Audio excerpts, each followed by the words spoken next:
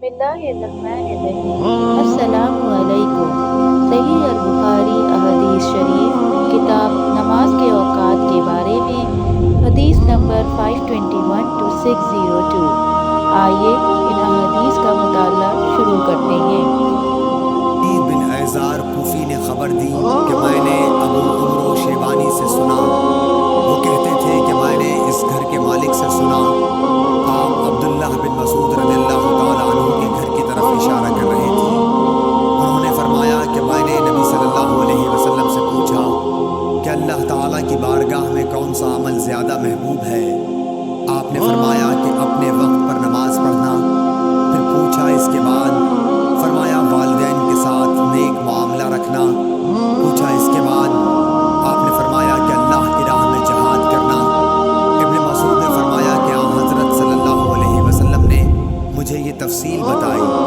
Abu Salma bin Abdurrahman bin of रज़ियल्लाहु ताला अन्हु ने हज़रत अबू हुरैरा रज़ियल्लाहु ताला अन्हु से रिवायत किया है कि उन्होंने रसूलुल्लाह सल्लल्लाहु अलैहि वसल्लम से सुना, आप फरमाते थे कि अगर किसी शख्स के दरवाज़े पर नहर जारी हो और वो रोज़ाना इसमें 5 दफ़ा नहाए तो तुम्हारा क्या गुमान है, क्या उसके बदन पर कुछ भी मैल बाकी रह सकता है।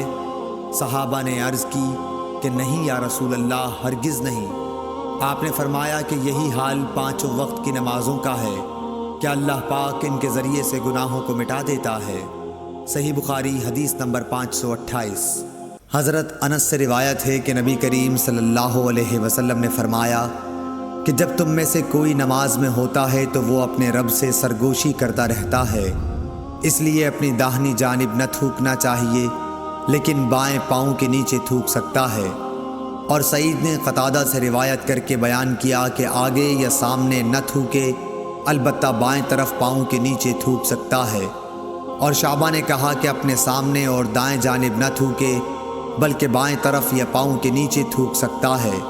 और हमीद ने अनस बिन मालिक से, वो नबी सल्लल्लाहु अलैहि वसल्लम से रिवायत करते हैं कि क़िबले की तरफ न थूके और न दाएं तरफ, अलबत्ता बाएं तरफ या पाँव के नीचे थूक सकता है। सही बुखारी हदीस नंबर 531। अबू साहले ज़कवान ने अबू सईद ख़दरी रज़ियल्लाहु ताला अन्हु के वास्ते से बयान किया कि नबी सल्लल्लाहु अलैहि वसल्लम ने फरमाया कि गर्मी के मौसम में ज़ोहर को ठंडे वक्त में पढ़ा करो, क्योंकि गर्मी की शिद्दत जहन्नुम की भाप से पैदा होती है। इस हदीस की मुताबियत सुफियान सूरी, यहया और अबू एवाना ने आमश के वास्ते से की है। सही बुखारी हदीस नंबर 538। रज़ा फ़ज़ला बिन उबैद रज़ियल्लाहु ताला अन्हु ने कहा कि नबी सल्लल्लाहु अलैहि वसल्लम सुबह की नमाज उस वक्त पढ़ते थे जब हम अपने पास बैठे हुए शख्स को पहचान लेते थे। सुबह की नमाज में हुज़ूर सल्लल्लाहु अलैहि वसल्लम 60 से 100 तक आयतें पढ़ते, और आप ज़ोहर उस वक्त पढ़ते जब सूरज ढल जाता, और असर की नमाज उस वक्त के हम मदीना मुनव्वरा की आखिरी हद तक नमाज पढ़ने के बाद जाते, लेकिन सूरज अब भी तेज़ रहता था। नमाज मगरिब का हज़रत अनस ने जो वक्त बताया था वो मुझे याद नहीं रहा, और हुज़ूर सल्लल्लाहु अलैहि वसल्लम इशा की नमाज को तहाई रात तक देर करने में कोई हर्ज नहीं समझते थे। फिर अबुल मिनहाल ने कहा कि आधी रात तक मुअख्खर करने में कोई हर्ज नहीं समझते थे, और मुआज़ ने कहा कि शौबा ने फरमाया कि फिर मैं दोबारा अबुल मिनहाल से मिला तो उन्होंने फरमाया या तिहाई रात तक। सही बुखारी हदीस नंबर 541। जाबिर बिन ज़ैद ने इब्न अब्बास रज़ियल्लाहु ताला अन्हु से रिवायत किया है कि नबी सल्लल्लाहु अलैहि वसल्लम ने मदीने में रहकर 7 रकात एक साथ और 8 रकात एक साथ पढ़ी। ज़ोहर और असर की 8 रकात और मगरिब और इशा की 7 रकात। अय्यूब सख्तियानी ने जाबिर बिन ज़ैद से पूछा, शायद बरसात का मौसम रहा हो।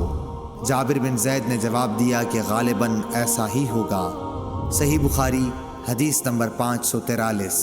हुशाम बिन उर्वा ने अपने वालिद से रिवायत किया कि हज़रत माई आयशा सिद्दीक़ा रज़ियल्लाहु ताला अन्हा ने फरमाया कि नबी सल्लल्लाहु अलैहि वसल्लम असर की नमाज ऐसे वक्त पढ़ते थे कि उनके हुजरे में से अभी धूप बाहर नहीं निकलती थी। सही बुखारी हदीस नंबर 544। انس بن مالک رضی اللہ تعالیٰ عنہ نے فرمایا کہ رسول اللہ صلی اللہ علیہ وسلم جب عصر کی نماز پڑھتے تو سورج بلند اور تیز روشن ہوتا تھا، پھر ایک شخص مدینے کے بالائی علاقے کی طرف جاتا، وہاں پہنچنے کے بعد بھی سورج بلند رہتا تھا۔ ظاہری نے کہا کہ مدینے کے بالائی علاقے کے بعض مقامات تقریباً 4 میل پر یا کچھ ایسے ہی واقع ہیں۔ صحیح بخاری حدیث نمبر 550۔